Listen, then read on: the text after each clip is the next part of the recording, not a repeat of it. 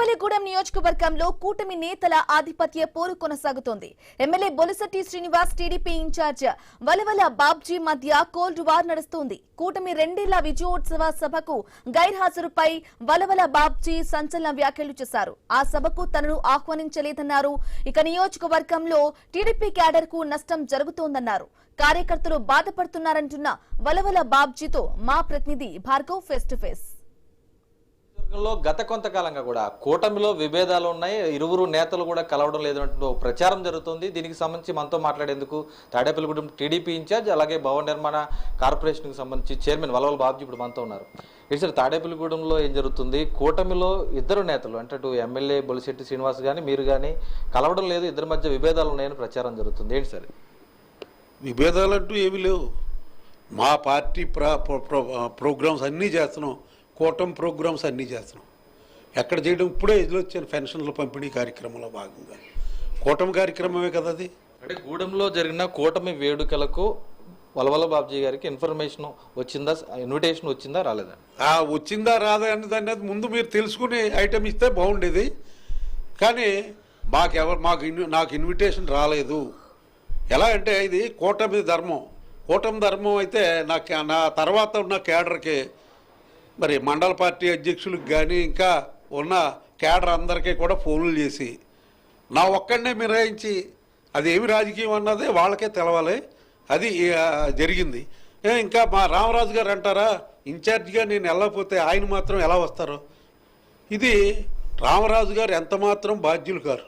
ఎందుకంటే మా party president ప్రతిదానికి కూడా, మా జిల్లా పార్టీ ప్రెసిడెంటు ఏదో రకంగా సతనొక్కుని వెళ్ళే పరిస్థితే కనపడుతుంది. కానీ నాదే ఉందండి. నేను అన్నిటికీ పార్టీ ఏ కార్యక్రమం ఇస్తే ఆ కార్యక్రమం తూచా తప్పకోకుండా పాటించేవాడిని. అలాగే మా కేడరు ఇబ్బంది పడుతున్నారన్న ఉద్దేశం తప్పితే వేరే విధంగా నాకు ఏ విధమైన ఇబ్బంది లేదు. నన్ను పార్టీ చాలా చక్కగా చూసుకుంటుంది. పార్టీ ఇచ్చిన ఏ కార్యక్రమం కూడా నేను వదలను. అలాగే కూటమి కార్యక్రమాలకు కూడా అన్నిటికీ నేను వెళ్తాను. అయితే ప్రభుత్వ కార్యక్రమాలకు కూడా మమ్మల్ని పిలవకపోవడం అవన్నీ జరుగుతూ ఉన్నాయి వాస్తవాల్లోకి వస్తే. అలాగే మాకు చెందిన మాకేదో ఒక పర్సంటేజ్ పెట్టారు. ఆ ప్రకారంగా ఇక్కడ ఏది జరగడం లేదన్న ఇబ్బందులు మాకు ఉన్నాయి. అది మా పార్టీ అధ్యక్షులకి వాళ్ళకే తెలియజేస్తాం. అంతే తప్పితే ఎక్కడా కూడా కూటమి పట్ల అసంతృప్తి కానీ వేరే విధంగా కానీ నాకు ఏ విధమైన ఉద్దేశాలు లేవు. పిలవని పేరడానికి వచ్చేయడానికి మరి మేము కూడా ఒక పైన ఒక స్థాయిలో ఉన్న మనుషులం కదా. నాకంటే మా పార్టీలో ఉన్న వివిధ విభాగాల్లో ఉన్న అందరికీ ఫోన్లు చేసి నాకు రాకపోతే మరి నన్ను రమ్మంటారో లేదో మీరే తెలియజేయండి. కానీ కేడర్ ఎవరు కూడా నన్ను అడగల. ఎందుకంటే బాబ్జీ గారికి ఆహ్వానం ఉండలేదు కాబట్టే రాలేదు. వాళ్ళందరికీ తెలుసు పూర్తిగా. ఎప్పటికప్పుడు ఈ కార్యక్రమాల పట్ల ఉన్నా కానీ నేను ఎవరి పట్ల అవిధేయత కానీ లేకపోతే ఎవరి పట్ల కానీ వేరే ఉద్దేశాలు లేదు. మనసా వాచ కర్మణ మేము తెలుగుదేశం పార్టీ తరఫున ఆ వేళ ఎవరైతే మ్యాండేట్ ఇచ్చారో వాళ్ళకి నేనే క్యాండిడేట్ అని చెప్పి ఆ వేళ తిరిగి పనిచేసిన వ్యక్తిని గెలిపించడంలో, మెజార్టీ రావడంలో ఈవేళ అవునన్నా కాదన్నా, ఎవరు అవునన్నా ఎవరు కాదన్నా ఆ వేళ తెలుగుదేశం పార్టీ ముఖ్య పాత్ర వహించిందని అది మా అధినేత చెప్పారు. కాబట్టి మా అధినేత చెప్పినట్టునే స్వభావం కలిగిన నేను. రాష్ట్రంలో వైపు అమరావతికి సంబంధించి కూడా కూటమి ప్రభుత్వం ముందుకు వెళ్తుంది నిర్మాణానికి. కానీ అక్కడ జంగిల్ రాజు నడుస్తుందంటూ కూడా మాజీ సీఎం జగన్మోహన్ రెడ్డి విమర్శిస్తున్నారు. అమరావతి విషయంలో ఏ విధంగా స్టాండ్? ఏమండి, అమరావతి విషయంలో వాళ్ళ స్టాండ్ ఏంటనేది ముందు 3 రాజధానులు అన్నారు, తర్వాత మావిగన్ అన్నారు, ఇప్పుడేమో అమరావతి పరిరక్షణ సమితి అంటున్నారు. దాంట్లోనే అర్థం చేసుకుంటున్నారు రైతుల్లో తిరుగుబాటు వచ్చింది. ఇవన్నీ తెలీదా? ఈవేళ అమరావతి వేగంగా, అతి శరవేగంగా అభివృద్ధి చెందుతుందంటే దానికి కూటమి ప్రభుత్వం కారణం. ఫైనల్గా మీరు భవన నిర్మాణ కార్పొరేషన్కి ఉన్నారు. ఏంటి సార్, మీ దగ్గర ఫండ్స్ కూడా భారీగానే ఉన్నాయి. వారికి ఇవ్వాల్సినటువంటి సంక్షేమ పథకాలు కానీ వారి పిల్లలకు పెళ్ళిళ్ళు కానీ అవన్నీ కూడా ఇస్తున్నారా? ఎంతవరకు ఇచ్చారు?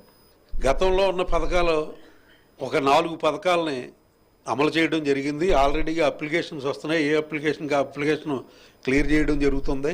అంతేకాకుండా గతంలో ఇచ్చిన దానికంటే ఏదైతే ఫ్యూనరల్ ఎక్స్పెన్సెస్ ఉన్నాయో అది 20,000 నుంచి 30,000, మ్యారేజ్ గిఫ్ట్ ఉందో 20,000 నుంచి 30,000, అలాగే జనరల్ డెత్కి 60,000 నుంచి 80,000 ఇవ్వడానికి ప్రభుత్వానికి సిఫార్సు చేసాం. అది కూడా ఆమోదం తెలిపి రావడం జరిగింది.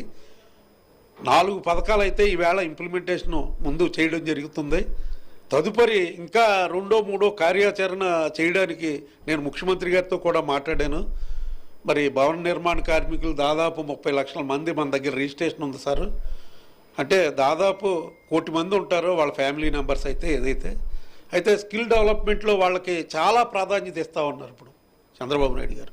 న్యాక్ సంస్థ నుంచి అన్ని రకాలుగా కూడా మరి లేబర్ అడ్డాలో ఈవేళ 25 నియోజకవర్గాల్లో లేబర్ అడ్డాలు పెట్టడం జరుగుతుంది. టెండర్ కూడా పిలవడం జరిగింది. ఈవేళ రేపొద్దున మీటింగ్ ఉంది. తర్వాత 175 నియోజకవర్గాల్లో కూడా లేబర్ అడ్డాలో చేయమని చెప్పి ముఖ్యమంత్రి గారు ఆర్డర్. ఆ రకంగా ముందుకెళ్తాం.